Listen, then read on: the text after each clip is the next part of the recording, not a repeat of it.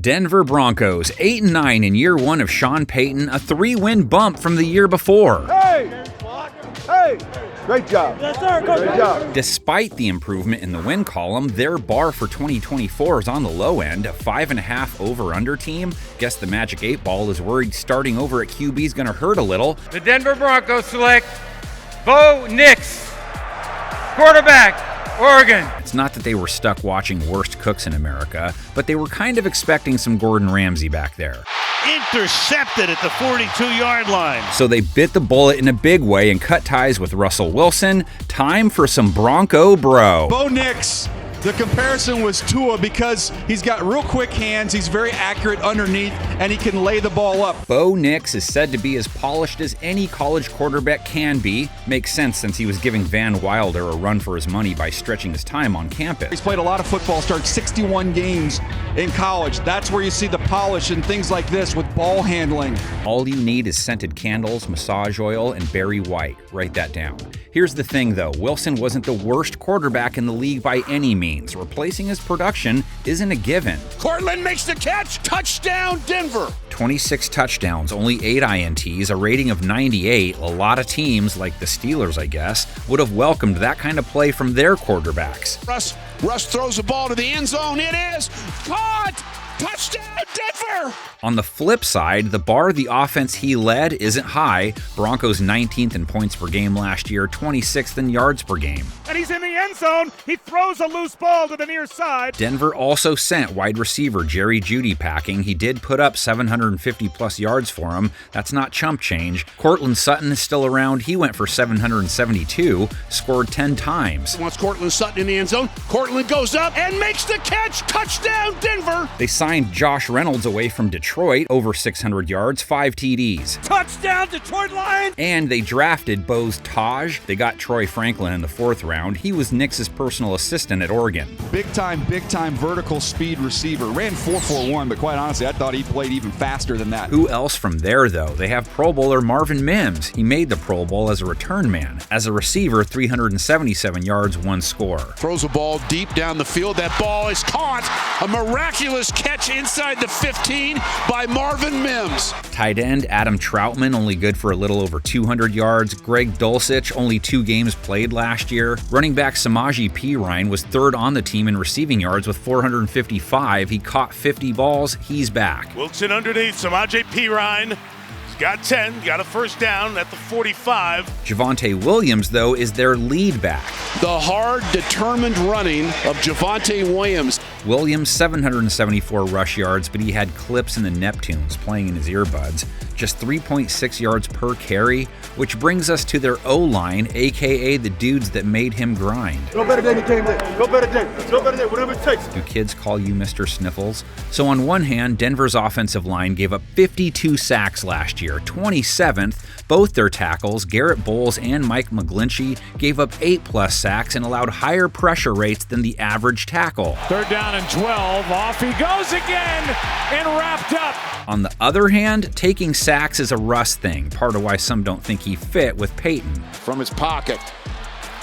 And down he goes, Christian Barmore again. So lots of room for improvement on the offensive side, even more on the defensive side though. 27th in points per game allowed, 29th in yards per game, 22nd in the red zone. Touchdown! Worst rush defense in the league. They gave up 5 a run. Cuts left at the 5. He breaks a tackle into the end zone. Touchdown! Pass defense, not good either. 98 rating, that's 30th. 27th in completion percentage allowed. Passes defense, 30th. Yards per attempt allowed, 25th. Travis Kelce, he is running a clinic on getting open here tonight. He seems to have anything he wants offensively right now. Pass rush, yeah, more of the same, 21st in sacks. Wide open touchdown, Kincaid. Denver had some stretches where they shored some things up last year, but this was a group that ate a 70 burger, so they need a Joker-sized rebound. Have to do it without star safety Justin Simmons, a cap casualty. Throws the ball anyway, and it's going to be intercepted. And that is Justin Simmons once again. His replacement, though, Brandon Jones, comes over from Miami, played the pass as well as any safety last year, 2 interceptions, and held quarterbacks to a low 40s rating. There's the pass, looking at a pick here. And it is intercepted for the second time. Brandon Jones has an interception. Who he runs with is up in the air right now, can't battle for the strong safety spot. They also let cornerback Fabian Moreau walk, 16 games, 11 starts. He played the pass respectably.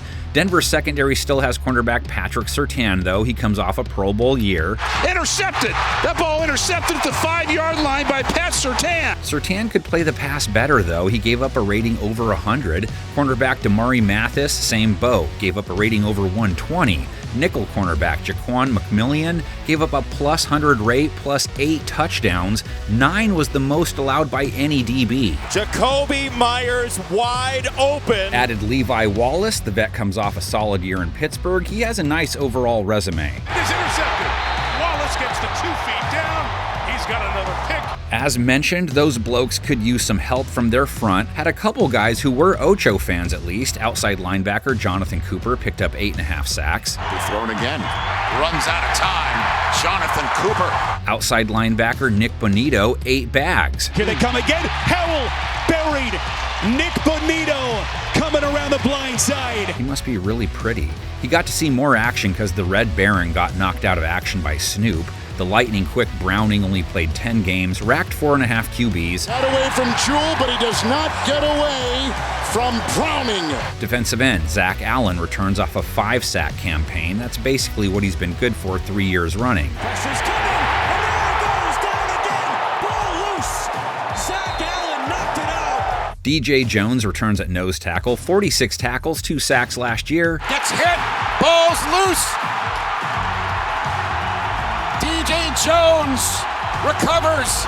They signed New Orleans defensive tackle Malcolm Roach to fill out their front. No starts for the Saints a year ago. He's supposed to help their run D, though. Defense right there. Malcolm Roach making the tackle. Behind them, Alex Singleton, 177 of them. Third most in the league, 2 sacks. And that was Singleton with the stop. Nice job, loss of 1. He will have a new partner, Josie Jewell, 108 tackles, 2 forced fumbles, 3 sacks, out.